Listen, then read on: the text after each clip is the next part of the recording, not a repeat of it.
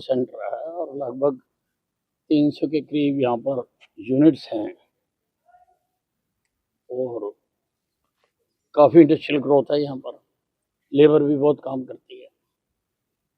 यहाँ पर फैक्ट्री को कल आग लग गई, मैंने देखा सारी जल के राख हो गई है। परंतु पता लगा कि यहाँ पर फायर ब्रिगेड नहीं। अब मैंने अभी एमडी से बात की है कि तुरंत गाड़ियां खड़ी करवाई जाएं, एक बोर करवाया जाए पानी के लिए। और जगह कह रहे हैं इन्होंने ले ली हुई है। हाँ, उसको प्रोसेस करवाते हैं, पीछे लगते करवाएंगे। वो तो बहुत जरूरी है, इंडस्ट्री है। इंडस्ट्री में यहाँ पर फायर ब्रिगेड का इंतजाम होना तो बहुत जरूरी है। सब आज आपके